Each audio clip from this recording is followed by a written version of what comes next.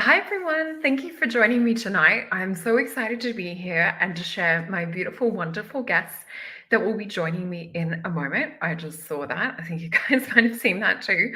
Welcome to tonight's Galactic Show, where we're going to take you on a journey into the deep mystical realms and uncover the universal secrets. But before we embark on tonight's journey, I just want to share with you guys my little screen that I have here. So let me pop this up. And we have the birds joining us in the background today. So I just want to share with you guys, so please remember to check out what we've got on Mason Jupiter at the moment. We have the Galactic Activation. You can see is still available. You can see that Sophie and I have readings too. And if you are seeking clarity and you're wanting guidance on your path and things, just imagine like how powerful it is to be able to tap in and look into different things with a mystical oracle reading. So that's what I do in a session. We look into your energy in the aura. I do an energy assessment and I translate the information that the color is speaking from the aura to really kind of help you tap in and know what's happening energetically around yourself as well. So yeah, I also have, and you get the special bonus too of receiving a photo of your picture with that session. So we do have 10% off with the Jupiter code. So please make sure to use that. And there's so many of the beautiful audience here that have had sessions with me.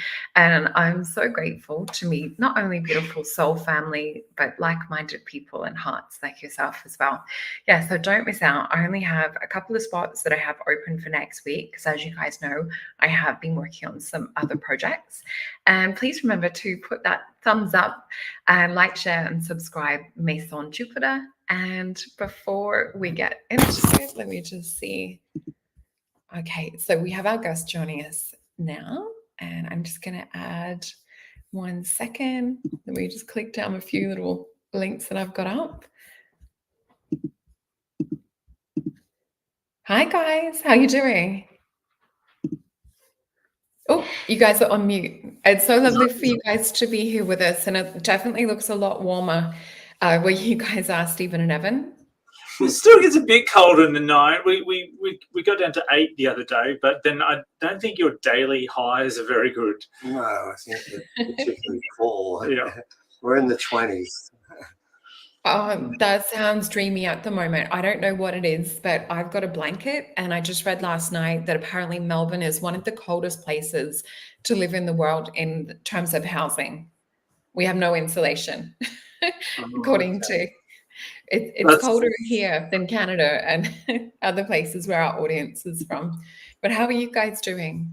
Well, thank you. Yourself?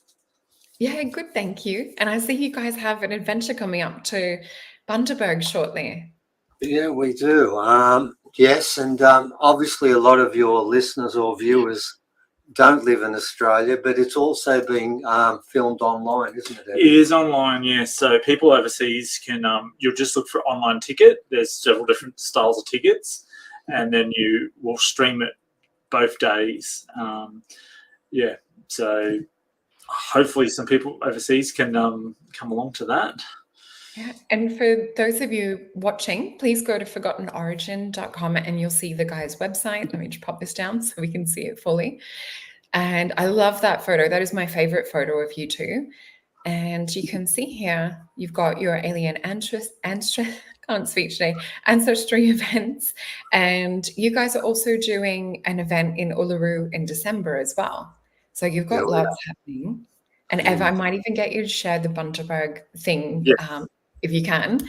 But before we sort of get into this, and I know last time, gosh, it's so hard for me to pronounce some of the names, and I don't want to disrespect any of the elders. So I might get you to do a little bit of an intro if you don't mind, Stephen, because you can pronounce them much better than I can.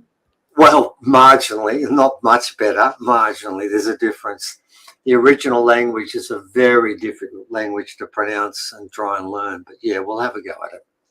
Oh, good. Well, I'm so grateful. And for those people that are just joining us for this show, and haven't seen the previous shows that I've done with Stephen and Evan, you guys really are helping us connect with not only the forgotten origin aspects of who we are as people, but you're kind of tapping us back into the magic and a lot of the old, stories that come from the original people as well.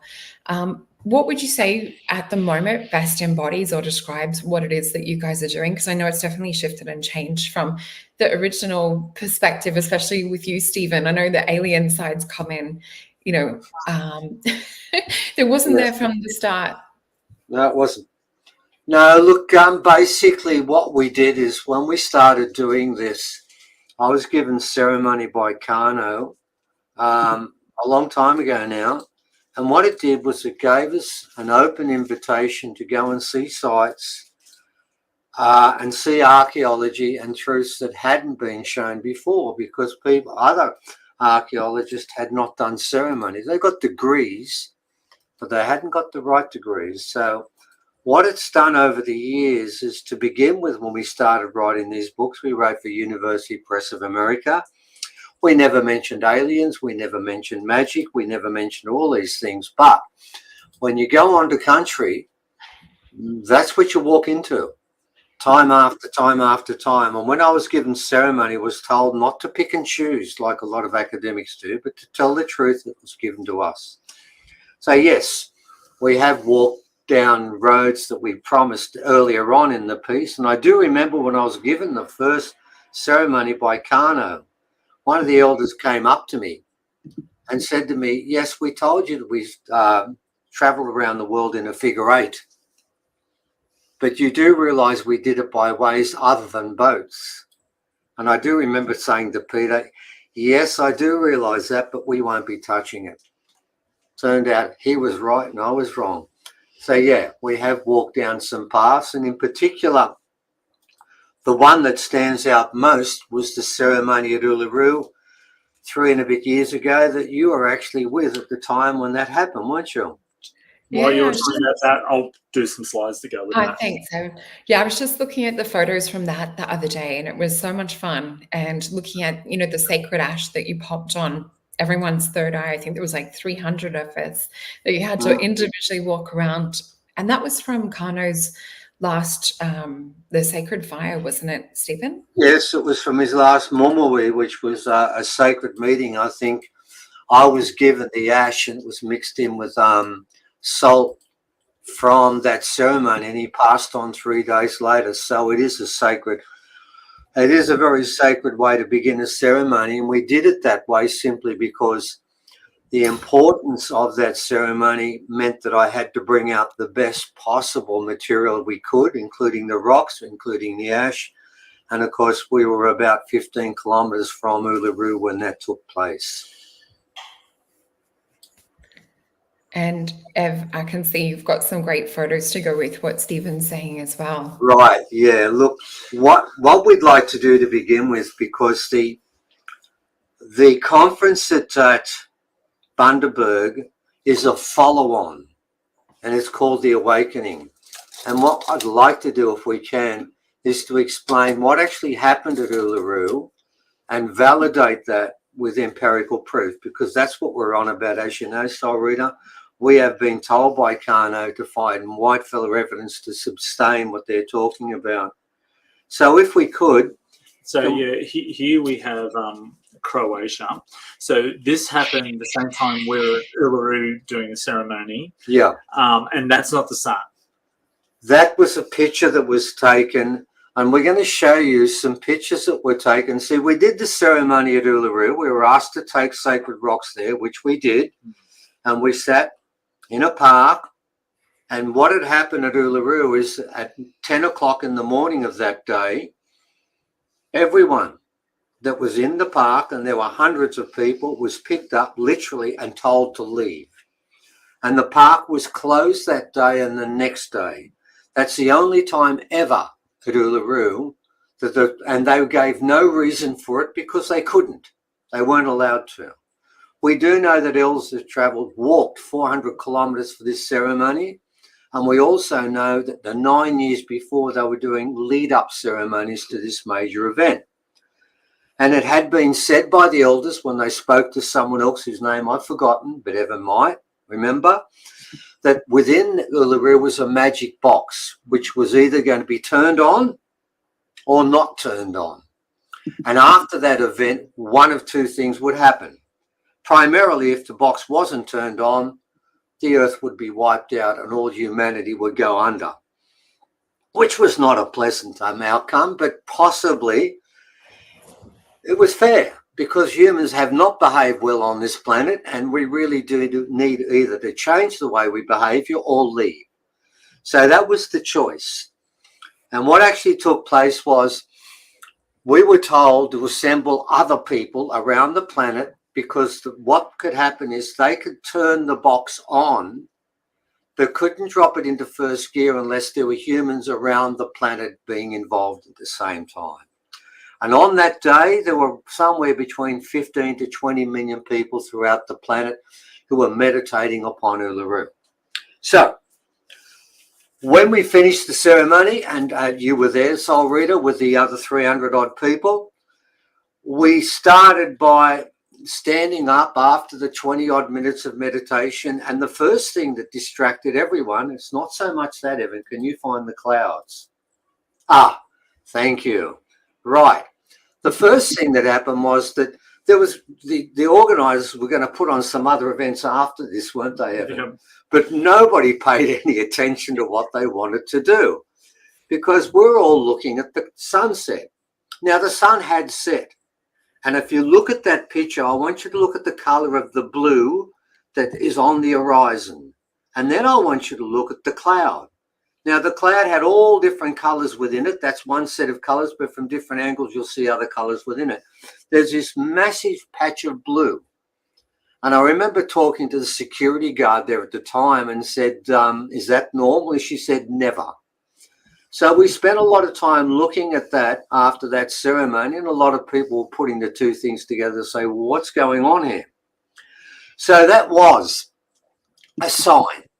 But of itself, it could just be an anomaly in the sky, that something unusual has happened to the clouds. But I can tell you those same clouds 20 minutes before were dark black and it spat rain on us. And it went from Uluru to Katachuka. Yeah, I have one of the before and after that I was trying to get to. Right. There's part of it, and it goes from Katachuka to Uluru, and that's the only area where the cloud was. Now, that cloud was originally raining. So we looked around and thought, well, that's an interesting start. But I remember thinking at the time, well, what proof can I give to people after this event that it actually happened? Now, there were people, and Evan was one, when he was sitting on the ground. What happened to you, Evan? Yeah, I just put my hands on a patch of dirt. I just had a compulsion to do that.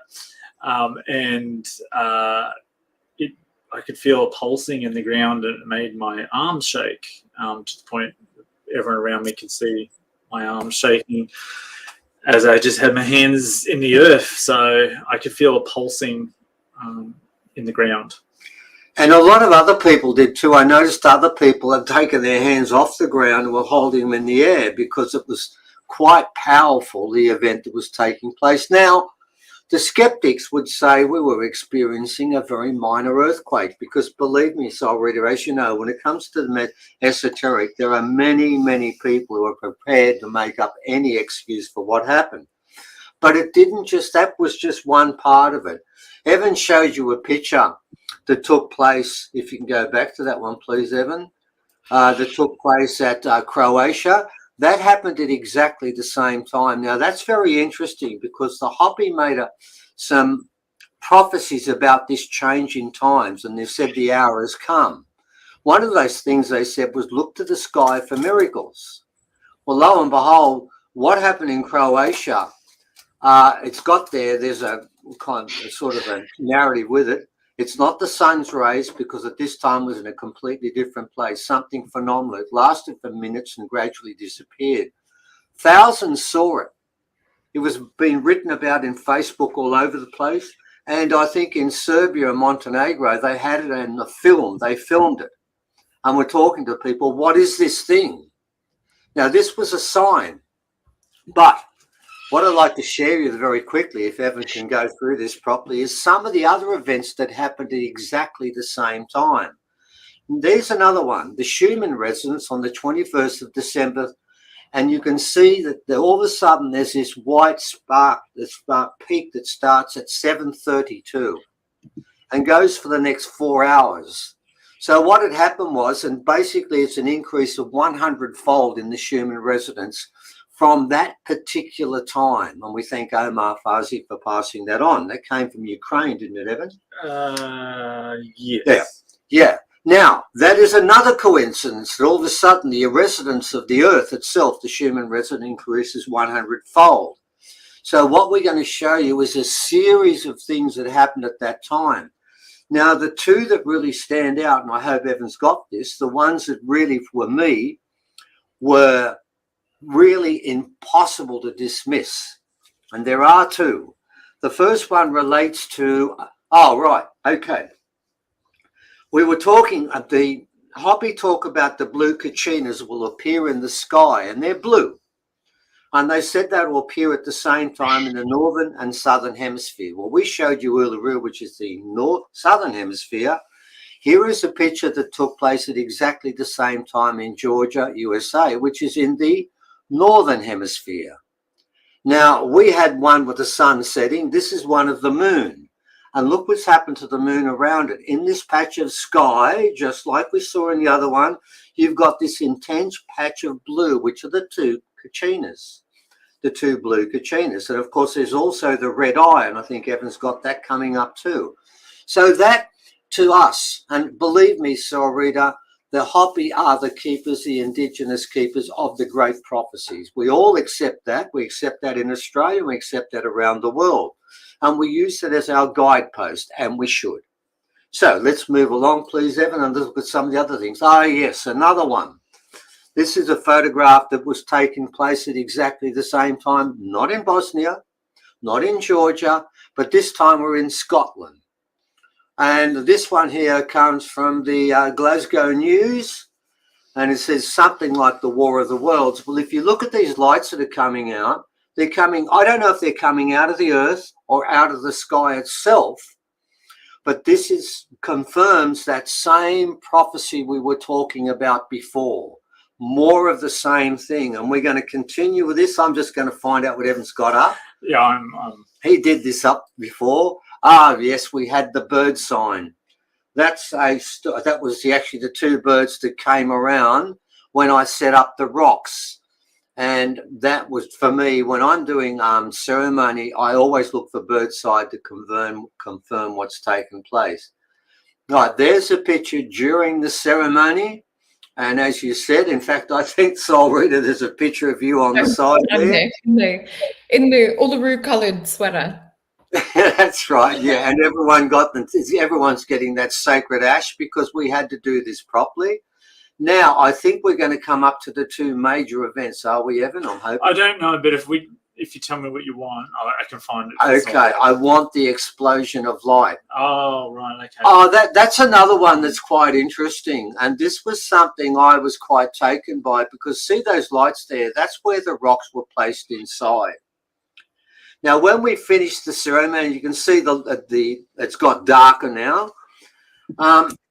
Inside the rocks, I started to slowly take a couple out, but all of a sudden people got inside the circle and spontaneously linked arms and started to dance, so very much like an Indian dance that took place. And it started with a small group like that, and then it got bigger and bigger. And I was actually throwing the rocks out of the circle and trying to wrap them because they were just overtaking the whole thing. What was interesting with that was no one said, let's do it. No one said, let's get together. It just happened spontaneously as if they were going incredibly tribal. No. I'm gonna find some other pictures. Okay. So right. Bear with me and I'll find. Now I want to take you through two events. And by the way, if you can't find them, we will be showing this on the day. For me, the two compelling events that took place, and we could show you light shows all over the planet happened that time. But the two things that really stood out. Number one, another group, not in our ceremony, went from a different perspective and started to film, and we're going to show you 2 films, hopefully, of the sky. And they looked at the sky and said, my God, what's that? And started to film it. Now, these people didn't realize at the time when they filmed this, and only found it 2 days later, that when they filmed it, there was a massive flash of white light that covered the whole sky at 7:36, 4 minutes into this ceremony, that 15 to 20 million people around the planet are involved in. All right. Ah, I've got some here. are you going to show us the flash? The Yes, flash? I do. So Evan's now going to show you what actually happened. Hopefully. Yeah. Oh, and just while you're finding that, Ev, Yeah. I can see a question from Stella. She's just asked if we don't mind going over the Hopi prophecy really quickly. I know you guys have had like the letter Ev put out a few years ago and things. Yeah. All right. Very quickly, look, the Hopi prophecy goes something like this. Don't worry about it now, Evan. It's too hard to find. We're going to read it on the day. It'll be on the day if you're onlining it. But what it basically... And I'm putting it's in the comments below, so people will see it in the live chat as well. Yeah. I put the link for you guys for the ticket. Right, so they can come and watch this. But look, basically what it says was, when the hour comes, look to the arcade in the sky for signs. And they said there'll be signs coming out of the sky, and the 2 brothers will show themselves in the northern and southern hemisphere, and soon after the red eye will follow up, which we've got too. So there's a picture of... So if you can bring that slide up, I'll play the video. Thank you. There's a picture that was taken. Now we're going to play this twice. Now play it a second time, please, Evan. Now, did you see that flash that took place? We'll play it a third time again now. It covers the whole sky, but when you slow it up, you will find it does not cover Uluru. It doesn't cover the ground. It just goes around that particular rock. Now, that was the first one. That was the first sign, and that was the moment that the magic box was turned on. I can tell you now that light didn't just hit Uluru. It went around the planet. It was only a quarter of a second in duration, but where did that come from? It came from within the rock itself. We were told there was something within that rock that would start the healing of the planet. Now we have a second film that was taken by another person, Sarah Duke's husband, I think, and he is legally blind. Now, yes, we've got it here now. And this one goes for 1 minute and 30 seconds. And what I want you to watch, I want you to remember something. He was filming the sky. He wasn't filming a UFO because they never saw it for about 3 more days, did they, Evan? Until they watched it. So what you're going to look for, and you'll see it on 3 different occasions, is a small object that's moving through the sky at 7:36, the same time that explosion took place at Uluru. If you can put it on, please, Evan. Hopefully. There it is. You can look at my little cursor if you can't see it.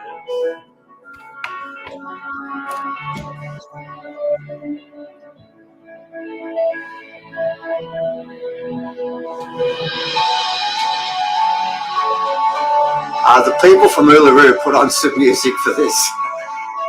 I'm not sure if the sound will come through because we've got it in a different window. Yeah. But yeah, we'll stop and zoom in. And look at what this woman's doing. I'll talk about that in a sec. She's holding up a mobile.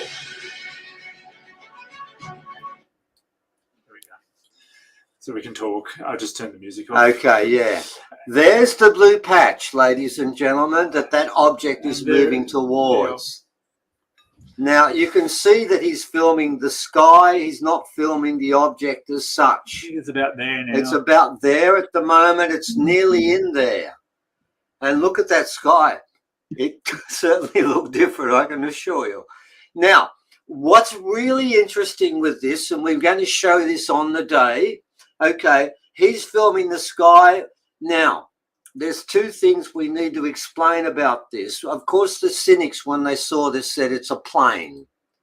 Number 1, it's against the law. I'll keep that one up, please, Evan. It's against the law to fly above Uluru. Number 2, we got a map, a radar map of the flights at 7:32, and there was one in the whole of Northern Territory.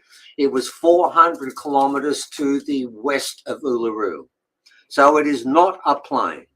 Number two, others said it's a helicopter. Well, if it's a helicopter and you've got 350 people sitting in the desert, they would have heard it. But more to the point, we know the people who were on the last helicopter flight before the helicopters were locked down at 5 o'clock. They do not fly after 5 o'clock. They were on the 4 to 5 o'clock flight, and they go near Uluru, but they don't fly over it. So it is not a helicopter. It is not a plane. And more to the point, it's moving at about 20 to 30 kilometers per hour. Any human-made flying object would fall out of the sky. Now, the fascinating part of this story, which we're going to show the photographs of on our presentation, is somebody slowed down this film, and they slowed it down to 4 frames per second. And on the 59th and 60th second, on the fourth frame, that object, there's the Uluru flight map, which we've got at 7:32. On the 59th and 60th second, right, these are the two ones there. It does appear, you can see where the arrow's pointing, for one of those 4 frames on both seconds, but in the other 3, it's not there. Now, I would put it to you, Solreta, I do not believe we have still created, even by back engineering of UFOs, we haven't created an object that can disappear for 3 frames and reappear for 1 twice. And by the way, after that, it's at the blue patch, it's gone. Yeah. It was flying past Uluru, looking at the actual ceremony to make sure it happened. You can see 59 and 60 seconds, like I said, only, and the lady's name is Amanda Smith, only then can it be seen. What's the frame rate of the video? Well, that's a good question. Did you have that in the email? I can't remember. Can't remember. It was a while ago. Look, thanks for asking, but we were just given all this information from other people. So what I've shown you now is at exactly the same moment, we've got a UFO flying above, or an unidentified flying object for sure, because it is not a helicopter, it's not a plane, and it's an object that disappears for 3 frames and reappears for 1 twice, then disappears completely. That to me is compelling evidence of something that did actually happen. A, that the aliens were involved in it, and B, that the rock exploded into energy, and C, that there were signs that validate the Hopi prophecy with the blue lights. I'm not sure. I'm not so sure about any of that, mate. All I know is that on those 2 seconds for that 1 frame, we got it on both. But if you look at the actual thing itself, when you look at it at a visual level, you can't see it because it's so quick, you don't see it. You can only see it when this person had some special machinery. She works in some sort of film thing and slowed it down for us and sent it. Sorry to interrupt, but I just want to add, we can get into the technical side of the frames per second, but nothing can explain the awesome kind of like inward spiritual experience on a personal level that we all felt, but the coming together of the group energy and Katajuda and Uluru and the atmosphere. It was just, nothing like that has felt that kind of magnetic and awe-inspiring, and just literally felt like a shift, like walking over an energy threshold. That was the trick with this, Solreta. All the people who were there will never hear a word, any sort of comment that says it didn't happen, because they weren't there, the people who said it.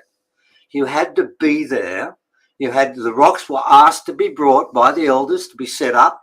And I think it was meant to accelerate and help this thing actually happen. Now, the point I need to talk about. Did it disappear into the blue portal? Yes, it very well picked up. Yes, it did. That blue portal, and we know that the links to the colour blue and the Pleiades and all those sorts of things. And yes, we've been told from them up there, they were watching and they said it was successful. Now, since that... I have to add as well, from that March of that year, I saw the blue wisp around people and like a blue. It was exactly the same color as the portal in preparation to that December activation. So it was almost like there was energy coming in, but it was only when people were in the heart that I would see it around them, or I would see it within certain spots in nature. So I think, we did have like a little boost and help getting us prepared to get into this alignment. And that's the feeling of when we were in ceremony, was everyone felt so deeply aligned within the heart. So I do feel there was the heart component with that too. Absolutely. Look, the thing, we're lucky. We were there, and all the people that weren't there can always sit there and think, oh, maybe, maybe not. Now, what we do know is since that particular time, the Schumann resonance on many occasions for a day and a half is at such a level they can't even measure it. That's been happening common. It's been happening a lot. All of those things, and we've got a film we'll show on the day. We haven't got it right now. We're grabbing bits and pieces of a massive red eye in the sky, and I'm looking for that. Evan's going to try and just find it. Just keep talking, and I'll find it. Right, and that you can hear the people. Basically, I don't think it's in Russia somewhere. I can tell you whatever they're saying. They're doing a lot of swearing. Everyone's just blown away because it's massive and it just covers the whole sky, then disappears. And I don't think anyone even tried to explain that one away. They just ignored it. Now, the reason I'm talking about this is because what actually happened, and this is the point that people need to understand. The ceremony, if it was successful, the earth was going to cleanse itself one way or the other. If the ceremony didn't do this and the magic box wasn't turned on, basically humanity would have been wiped out. It would have been catastrophic. The earth was going to shift. Now, I can tell you something else you need to understand, and it's very important while Evan's trying to find that picture if he can, is you need to understand that he's got it. Here it is. We'll put that up now. We'll do the red eye first because the prophecy spoke about all three would show themselves in the sky. And he's now found the red eye. I'm hoping he's got it. Yeah. I've just... all right. Well, there it is. Okay. All right. Here it comes. Because we're following the prophecy completely. We're doing this the indigenous way. All the indigenous people on this planet know about the change. Right. They will tell you that. Here it comes. That is what was. Now, if you saw that in the sky, ladies and gentlemen, and someone told you that was a natural occurrence, you'd ask them to leave the room. It was not a natural occurrence. This took place in Malaga, Spain, January the 14th. Okay, it's about a week and a half, 2 weeks after the event, but they all didn't happen at once. Now, you need to understand something. This was the time when Saturn, Jupiter, the moon, the sun, and the earth were all in alignment. Now, some people might think that doesn't mean much. Well, it does. Let me give some examples of what happened around the cosmos, around our solar systems. Let's first go to Neptune. You may not be aware of this, but this was announced by NASA that soon after that day, Neptune reversed the way it spun. It went the opposite way. Something affected Neptune so much that it spun the other way and it's now got two eyes. Mars moves 6 inches off its alignment, off its axis at the same time. And the Earth had the largest earthquake it's ever experienced. And the two measurements, and we know this is the case, was 9.6 was the first earthquake, and you put that anywhere on this planet and you wipe the city out. And the aftershock was 9.7. Now, where did it happen? Well, that's the earthquake that happened all over the planet. There's that one coming up too, and it was in the middle of the place. Everywhere it was measured, but it was so deep. That one that happened in Antarctica. That's why no one felt it. And remember, Antarctica is not a place renowned for massive earthquakes. And then Evan's putting up pictures now of this massive earthquake that took place through the whole of the planet, way deep underneath. There's Australia, we got it too. Yeah, but you didn't feel it. It was everywhere. Now, this is what happened when the planets aligned. So there was a physical impact and there was also a spiritual impact at the same time. So let's get to what that all means. Now, the good news is the Earth is not going to be trashed like it was before, and that's really important, because the other way, if this didn't work, the humans would have been worked out, which, let's be honest, we deserve it. But all other animals would have been hurt and damaged, and they didn't do anything wrong. We're the one who made the mess. They just watched us do us and said, this is pathetic. This way, the way it works now, every animal, whether it's a whale, an elephant, a ferret, or a rat, they evolve. Oh, there's this one. All right, I've got 2 videos coming up, so I'll just... Yeah, Arnie Mini Mace told us the sign would be watch the birds, okay? This was one of the signs, and this has happened since too. Have a look at this one. Yo, what the fuck is this? Oh my god. I feel like that Bird Box shit, that movie. No, they're landing on my car. I need to clean it either way. Right, now these are the signs that have taken place. Here's another picture Evan's going to put up that took place in Russia. Remember the Hoppy said...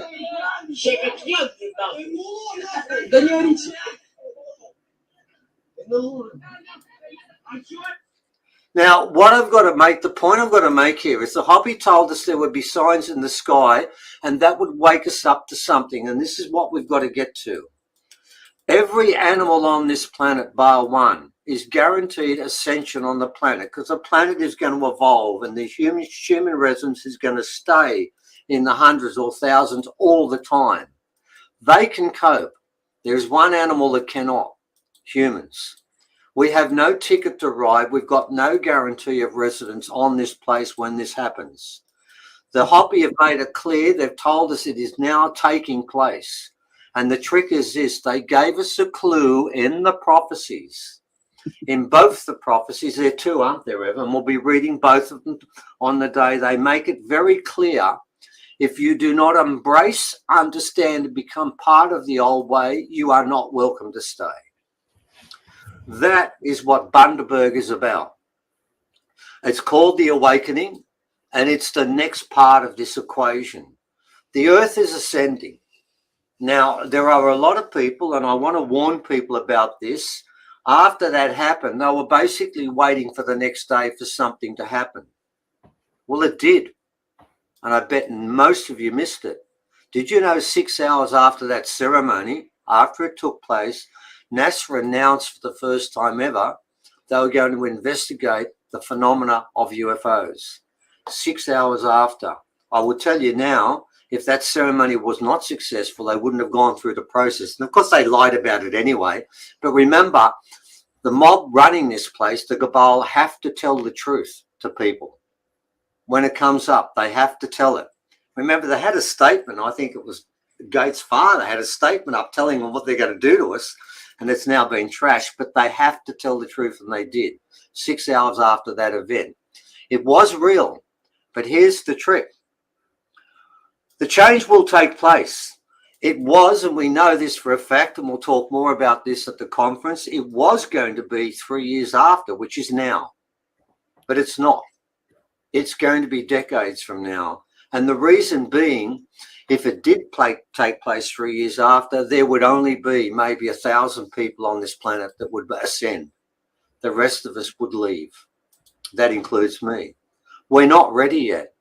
We have to get ready, and they've given us an extension in time to get ready. That is what our conference at Bundaberg's about, and if it's successful, we're going to do 9 more of them in Australia at different places, okay? This is the beginning of that process. And what we've done is we've called in elders, non-original and original elders. The majority are original. And what we're going to do is we're going to put on a present. For people overseas, we say original. To be you might call it aboriginal. Yep. But remember, the prefix ab is a negative prefix.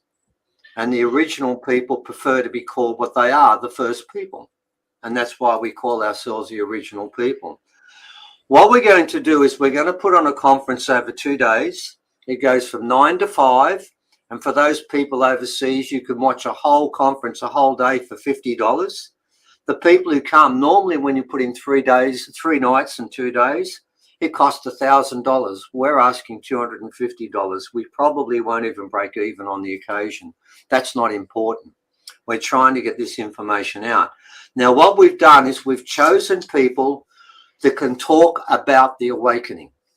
And we chose them in an order so that it's like a story, chapter 1, chapter 2, chapter 3, chapter 4. Normally, when you have conferences, you bring in people that talk about all different types of things that aren't related to each other. In this occasion, over the 2 days that'll be filmed in the hall, everyone is telling a story that runs sequentially. For example, what we're going to do is we open and close it, and we're going to give evidence like we gave some today. And we'll show you a little bit more in a second about the aliens involved in this, and we're going to put that up too. Then after that, I've got someone who's going to talk about Carno Walker, my boss elder, the one that disappeared in front of Graham Hancock. And he's going to talk about some of the miracles he did and his wisdom. And I'm going to tell you, in the future, he is the sort of person, and men and women like him are the ones who should be our leaders, not the rubbish we have today. I can tell you the people we have today are the worst we've ever had, and that's what we have to get at the moment because this is part of the change. So then after that, we're going to have elders, men and women, original men and women talking about Old Way. My God, what's that one? Oh, you're talking about Eye in the Sky. Oh, right. Evan just put up another one. We've got so many of these pictures. He just found another one. And I'll keep talking while he puts that up, okay? Yeah, we've got hundreds of these pictures, ladies and gentlemen. The Hoppy said, look to the skies. And if you can't see these things and say there's something going on here, you don't deserve to stay. It's that simple. So we're going to be talking about Old Way. And we're going to be talking about not wandering through the bush and walking away from our houses, no electricity and all the things we use today, but old way thinking, old way living. Evan keeps putting these pictures up we've got because we'll be putting them all up on the day. And the idea is we talk about 2 parts, as on top, so below. We start with so below, and then we finish with as on top. We talk about aliens at the finish. And at that end, we're going to talk about that next in the time we've got. Because this story, this whole event, and our life on this planet is all part of a great experiment, very much like a Hitchhiker's Guide to the Galaxy, but the answer is not 42. We were put on this planet to create something and to be part of something, and Evans just keeps putting up pictures. We've literally got hundreds of them, okay? And this is the important part. This was an experiment to create something different that was going to resonate throughout the whole of the cosmos if it was successful. We've been told by the mob up there that all around the cosmos, everybody knows about planet Earth and what we're doing. And it's a bit like a, what is this, one of those reality shows, isn't it? And often they shake their heads. They cannot believe the stupidity that takes place on this planet. They are betting on it too. They actually do bet on what we do next. This is, we've been told about this. Will they be that stupid to do this? And normally the people who say yes win, right? But there is an end point to this. The end point is that we have a chance. There's a great line in the Gospel of Adam, isn't it? Mm-hmm. Where it says that Eve taught me that we could be greater than the gods that created us. And that's part of what this is about. I don't bother now because we don't have the time. So this is what's taking place. We're going to put on this conference, and what it's about is learning how to find what the Hopi demand that you find. They say you've got to understand old ways. You've got to embrace them again. Well, what we intend to do over the time, we've got lined up 9 we want to do. We've even given titles for each one. And the first one is the awakening, is to wake people up to that need. We're going to have Paul Anthony Wallace, who's known around the world. He's going to talk about the real Bible, not the one that you've been told about, the one that was messed around and changed to basically satisfy the needs of a Roman conqueror.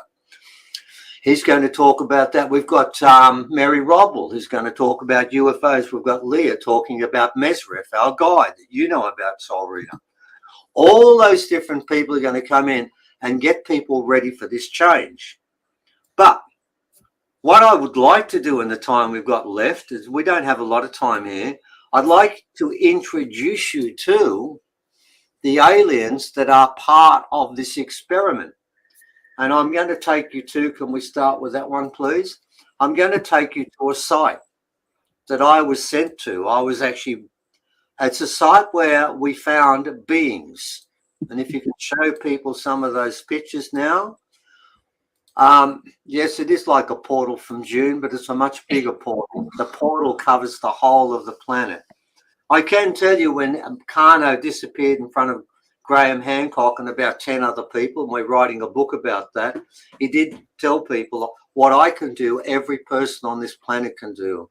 And he said to the person who asked how you did that the next day, can't you see that portal just over there? And the gentleman said no. And he said, well, that's your problem, not mine. Okay. I was called down to a place that I got into a lot of trouble with the Australian government with. In fact, I've been threatened to be put in jail on numerous official letters and emails and phone calls on many, many occasions. And Evan's going to show you what we actually found there. Now, there's a picture. There's one picture there. Can you go to the next one? Because that's a better picture. I want to stay on that one because that was taken from above. This is taken from head level. I want you to look at this skull, ladies and gentlemen. And first of all, I'd like to explain to you the size of those eyes is 46% larger than ours. Dr. Artie Six-Killer Clark, the Cherokee elder, calls these people the moon people. They have large eyes and only come out during the night. And you could see why. Because if you were born like that, you couldn't walk around in the daytime without being blinded by the light. I know it's a Bruce Springsteen song, but it's also the truth. I was taken to this site, and when you look at that being, you might think to yourself, oh, that's somebody primitive. Oh, no. Next picture, please, Evan. I'll just take this once by one. That is the skull of this being. Now, let me tell you something about the size of this skull, which is all behind the eyes. None of the brain is above your eye level. Giants? No, they're not giants. We'll get to that in a sec. We've got giants there too, by the way. They were buried alongside them. Where we went, I went to 2 burial sites, and this is one of them. And by the way, the government has closed this site down, and anyone that goes there will be put in jail. Now, this one's got 3 sutures, and you can see the sutures on the back there. But notice how the skull works. Our skull at its thickest point is in the middle, and it's 13 centimeters across. This one at the back is flask-shaped, and it's 17 centimeters across, which means, ladies, if you were giving birth to this being, you would not be able to do it. You would demand a cesarean because you'd die giving birth to this being because you would not be able to get it out. You know how they say dilate to 10 centimeters? You're not getting anything out with 10 here. You've got to get closer to 20, and that's physically impossible. And I want to make this point. There are so many things about this being that are wrong. Look where the nose is. You can see part of the nasal bridge there sticking out. The size of the eyes, and by the way, look above the nose. You notice how we've got a depression between our 2 eyebrows? This is the crest. It's got a crest at the front there. This being is not like us. If you can go to the next picture, please, Evan. I just want to point out that you've given ceremony as well. Yeah, I gave ceremony before I did this, and I dug this out with wood. I didn't use a metal object, and all I did was look what was there and put it back together. And you can see at the moment, and by the way, what's interesting, can you see that at there you can see a femur bone? There was another bone that stood out there, and that femur bone went from my hip to my knee, and I said to everyone, this being must be about 5'10". Then I picked up a humerus bone, which is the bone that goes from the shoulder to there. That's why we call it the funny bone when we actually bang it. Humerus, funny. It's a play on words. Pretty dumb play because it ain't funny. What was interesting was the humerus bone didn't have the elbow joint. but it went to here. It measured 43 centimeters. Ours are 30. 43, and it was thin, no thicker than 1 inch. So I've got a femur bone that says 5'10". I've got a humerus bone that says 8'10". And I'm thinking to myself, hang on, this bone's so damn long. By the way, a gibbon is 35. We're about 30. A basketballer could be 31 and a half. This is 43 without the elbow. And that would mean that the arms would be basically nearly dragging along in the ground. But the point being here is that this being also had such a thin bone. And I said to myself, man, if it's walking around, it can't play tennis with it. It just sways in the wind. It wouldn't do anything. Then I thought to myself, but if it's walking around during the daytime, it can't because it'd be blind. And I thought to myself, well, if this being was born in a place where the light was far less intense and gravity was less powerful, it would be fine. But here, it doesn't make sense. Now, anyone thinks this could be a mutation. No. We know of 4 of these found in Australia. 1 is on the coast in Victoria, 2 are inland near the Murray River, and 1 is in South Australia in the desert. So we have a riverine area, we have a coastal area and a desert area, and they're all the same skulls. We've got pictures of 4 of them. So these are not mutations, they are beings. Now, in the time I've got left, I want to tell you a story about that. We'll sort of skip this one. Can we go on very quickly? Yeah, have a look at that marking, a depression in the skull. It's been operated on and it lived. Now, that doesn't make sense. A cranial operation. And there was a second being alongside. Can you see the second one there? And what's interesting is the first one there had a skull thickness of around about 3 to 4 millimeters, right? The second one over here was 15 in thickness. That sounds like a different being. And it has no suturing. Now, ladies and gentlemen, all hominids, all sapiens have sutures. When the babies are born, they're not fused. That's how our brains can get bigger, because our skulls can expand because they've got that capacity. By the way, all monkeys, primates and apes do not have suturing, and they're supposed to be our mummy and daddy, but that's a different story. What's interesting is that second one there that is so damn thick doesn't have sutures. So it's not a sapien, it's not a hominid. Well, what is it? And the first one certainly isn't us either. So what are these beings? So move along, please, very quickly, Evan. And there's a picture of it on the side there. Look how thick that skull is. No sutures, incredibly thick. And by the way, a brain capacity of around about 1700 cc. Both these beings have much larger heads than any hominid or sapien ever found. Now, there's a second one that was given to us by an academic who contacted the government. And the government didn't even come and look at the picture, just said, no, it's a Homo sapien. Where's the forehead? It doesn't have one. This is not, if that being was, and by the way, there it is now, and I'm going to tell you about that story now. That is what it looks like side on. Okay? It just doesn't have a forehead. This is not like us. Now, notice the word, just keep going further. We've got a reconstruction coming up. And there, ladies and gentlemen, you've got a picture of a normal Homo sapien sapien, an original person from 1901. And alongside it is this thing. Now, what do they have in common? And the answer is less than bugger all. Okay, that gives it. Now, by the way, the skull on that, the skull was put together by the guy that did the skulls for the Australian Museum, the other bit, and then it was given to the guy that does the faces for Alien and Predator, and he gave it a forehead that's too big. It's not that big, but that's okay. It still gives you a feel for the differences. And that would explain, ladies and gentlemen, why it is that of all the animals on this planet, when you look at orangutans, they all look the same. When you look at chimpanzees, they all look the same. When you look at zebras, they all look roughly the same. when you look at 7 billion people, none of us look the same. But we're supposed to come from a chimp-like ancestor that didn't have suturing, and when we were born we did, and all of us look different. Well, that doesn't make sense unless mum and dad were completely different from each other, which is what I'm showing you now. That is why humans all look different to each other, and all other animals on this planet don't. They look roughly the same. Now, humans, we can stand 1/2 meter high. Oh, there's the second one we found there. Now, look at that one.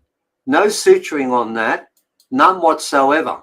Look at the thickness of the skull on that one.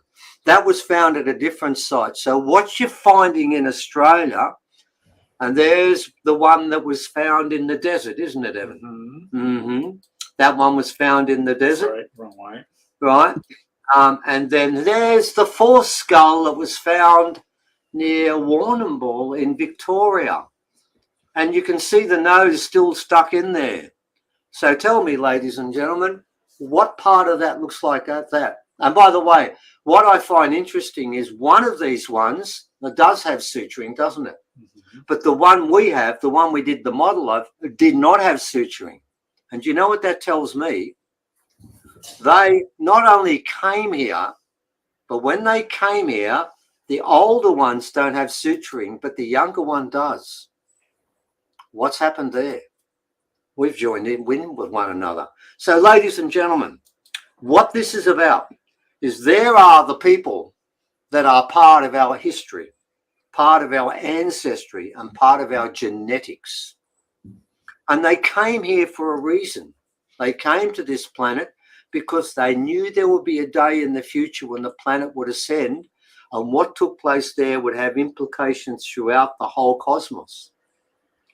What you are now seeing is part of our future, not our past, our future. Those beings are still up there today. This particular group that come here, they are recognized as being one of the oldest alien groups that exist in the universe. They are from the very beginning. And we have them with us. They've been watching us for millions of years.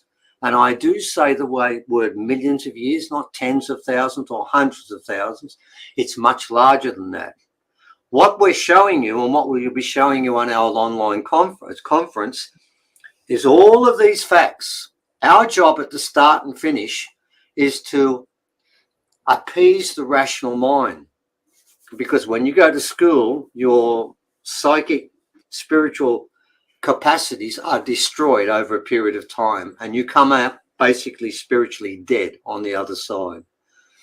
This is a story about what we should be and what we're supposed to be. And I want to close with this. Why did they come here? I remember I did ask an elder once, Uncle Marbach, I said, why would they bother coming to this planet where all these hairy apes spend all their time trying to kill each other? We do that rather well, actually. We do it well. For thousands and thousands of years, for the last 6,000 years, we've been in a state of constant warfare. And I asked, why bother? Why come here?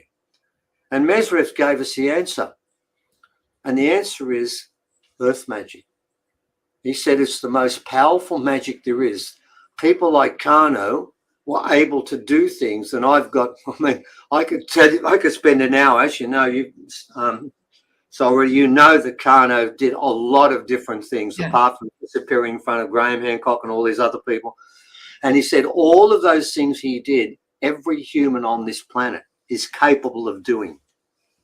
And that's what they came for. That's what they came for. And what's happened to us is all of those capacities. And as we know, some humans, you've got some of those abilities. Kano's got a lot of those abilities. It's still there with some of us, little bits and pieces of it. And we all have moments where some of that capacity comes out. Well, the Hopi are saying that's our way. And that's what you've got to start learning. So what we're talking about, what we're trying to do is to begin that process of understanding what the old way is. So when you look at those pictures we've got there of those beings, and we've got many other stories that go with this, that take place in this, with the rings from Atlantis and Lemuria have turned up, and we'll be talking about them. There are rocks that have powers and energy and technology that we can't even equal today. And we'll be talking about those things. And our job throughout the whole of this is, when all the other people will be talking about indigenous stories, whether it be the Hopi, whether it be the original people, that we back up with facts to show you what they just said. Here's the proof. Want to talk about that particular rock blowing up? There's the light coming out of it. There's a UFO flying over the top. That is what we're teaching. That is what we want to show you. And then we want you to listen to the elders. And we chose the best in this country, men and women, who will teach you what old way means. They're going to talk about the way they did this. They're going to talk about these things. And what does this all fit into? It fits into the story of the Hopi, about the time when the place would change. Now, it's not just a Hopi prophecy. The Inuit have told people, go to Australia, look at Australia, it will begin there. That is well known everywhere. Well, ladies and gentlemen, it began. It began 3.5 years ago. We are now in a period of transition. The period of transition is going to be quite long. And the reason is simple. It's because we're still not ready. Look around today and ask yourself, over the last 3 years, have things got better or worse? And if you think you've got better, I don't know what planet you're on, but you're not on this one. They have got worse in every possible way. That will continue. And then there's going to be little peaks where things start to get better, then they're going to drop away again. But eventually the day will come. As to how far away it is, it will be, and as much as I hate to say this, we have no choice, do we, Evan? It will be decades, okay? It's not going to be, and there's a lot of people at the moment that are saying in different ways, they can sense the changes upon us. And I've heard people say it's going to happen on the 11th of November and it's going to happen in June, and it's happened about 3 months ago. My concern is, if people keep saying that and it doesn't happen, it doesn't happen, it doesn't happen, they give up and walk away. Don't do that. The prophecy of the Hopi is a transition, a change. It's not destruction, it's survival, but not for all. And Evans just got up the Hopi prophecy. There's a couple of links out there. You just Blue Star Kachina and just type that into Google and you get different things popping up everywhere. Yeah. So look at those prophecies and remember one thing, that prophecy is our future. There have been earlier events where we've had the things have fallen apart, but this is the last time. After this, the people who stay will stay because they deserve to stay. The ones who go will go because they deserve to go. But I want to make a point. Some people have said, oh, this is like heaven and hell situation. It's not. I'll give you one last point to make, and I know our hour's about up, and it's this. There'll be a line in the sand with a number of people who stay and go, right? And they even talk about this rainbow smoke that comes through and makes its way around, and when it goes past, nearly everyone goes. I want to make one point, and that this has been made very clear to me. There'll be a line in the sand. There might be 8% or 5% of the population stays and the rest goes. And by the way, those are the sorts of numbers we've been told. But what about the person who was next in line? And it won't be Bill Gates. It won't be Soros. It won't be any of those people, I can tell you. But there's someone that is probably one word, one deed off staying. And it's been made very clear to me that person will go to a planet like this planet before the ascension started. And when they get that last word and deed and right, they come back. No one's thrown off the place, but people have been asked to vacate the place because they did not pass the final test. And that's what's come up. So, ladies and gentlemen, what I would invite you to do is to come along, if you most of you are overseas, but if you're in Australia, well, then please come along. But if not, well, come along to the online conference. And if you're not sure, if you're in America, it costs $50. In Australia, which I checked yesterday, it was $33. $33. You watch from 9 to 5 for the first day, and if you think that's really worth buying, well, get the second one and have a look at that one. And you'll get all of the information that can lead you to getting that ticket to ride, that ticket to stay. And listen to what we've got. We've chosen some very good speakers, very old way, that'll be talking, and all of them are aware of this change. I know Arnie Trudy will talk about it a fair bit. Others will hint at it. They all know. They know it's coming. And the trick is now, do you want to be part of it? And part of the way of doing that, and by the way, one thing I can tell you, there will be no book. There will be no person to follow. That's the old way. That's old wrong way. Old right way is you find it yourself. If anyone says, I can lead you to the promised land, the one thing I can guarantee you is the land they're leading you is not a promise. It's a curse. Don't go there. Everyone has to do this themselves. I remember when we were at Uluru and somebody had told me at the time when we would do a question and answer and said, I've got relations that think I'm an idiot. And I'm sure some of the people that are listening to this right now, I've had people that said, this is all rubbish. And he said, how can I convince them that this is right? And I told them, you can't. You do what is called, it's out there once and only once. You tell them about this sort of stuff. Direct them to our website or even the online conference. And we've got all this stuff up on our website for free if you don't want to go to it. You can see all this information, all the videos, they're there. Get them to look at it and get the proof they need to believe in it. And if they don't, that's their journey. You can't do any more about it. This is very much something where each person has got to make a decision about where they are and whether they want to be part of this or whether they want to move to somewhere else. Your call. And we better stop at that because we've gone over an hour. I know you do hour-long shows and we've got an hour and 7 minutes, so we'll finish at that. We so appreciate it, and we'll have to have you guys back on, especially after the Bundaberg conference, and see what you've got to share. But I wanted to check in with you when you said about like that it's there was the 3 years after Uluru. It's so funny because I've just got back from Uluru myself a couple of weeks ago, and just it was almost without thinking, just booking the trip, and just really felt drawn to going there. And I know you guys are returning in December, but I did hear someone talk about, and this was through like a second party thing. I heard someone talk about years and years ago, they came across crab people or people that had like a crab type claw that apparently were living like under Uluru. Have you guys heard anything of that kind of thing? Someone asked me to ask you guys, and I just remembered I needed to check. Yeah, look, what was put in that rock, when they called it the magic rock, they did that, I think, basically because Lord of the Rings and stuff like that, you want something concrete to hang into. What's inside that rock and the sorts of beings that are involved in what we're doing, everything on this planet has an off-world corollary. Okay, so when we talk about crab people, and remember, the Hopi talk about the ant people, don't they? That save them, right? Yeah, they exist. Everything. You've got to understand the forms of life that exist elsewhere.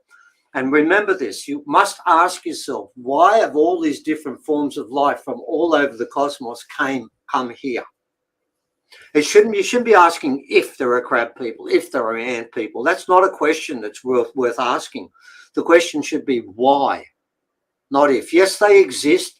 The ant people exist. The spider people exist. All those different beings have other beings similar, more advanced, that are part of that. The ants that run this planet, they do really run the planet. If ants weren't here, we'd all die. Everything is interrelated. Yeah, they do exist. Are they in Uluru? I can't say for sure they are, and I can't say for sure they're not, but I can tell you Uluru is a repository of a lot of different things. It's the spiritual navel of this planet. So yes, they would be there. And if you've seen them, if people have seen them, don't question it, because right now that rock is resonating. It's the center. It's a generator that's bringing up all sorts of things, and all sorts of things are inside it. We don't know much about that place. We will one day. But yeah, no, I wouldn't have any doubts if people have seen those sort of people. They exist. They exist. I mean, I've got an engraving of a rock, and it's come from it came from Kakadu. It's one of the very few I know where it came from, and they told us to keep it. And it's got an ant person there with about 8 arms sticking off there and 2 legs, and it's got a massive head with 2 eyes on the front there. All sorts of beings are involved in this planet. In fact, some that you couldn't even begin to even envisage. They look like everything, and they don't all look like us. And some of them are interdimensional. So even as a kid, I had experience with the ant beings, and they can pop in and out of reality. And some of them are here to guide us, with developing our gifts and skills. And when we look to animals, they definitely have those gifts and skills turned up. But I just want to thank you again for joining us, and really prompt everyone to go and check out the Bundaberg talk that you guys are doing, the event. And I would head over to, and I'm just going to pop your website up again as well, definitely head over to Forgotten Origin, because there's so much that you guys can have a look into on here. There's a lot of information about everything that Stephen and Evan do. And we've got gorgeous Leah here as well, and Ildi. And everything will be there.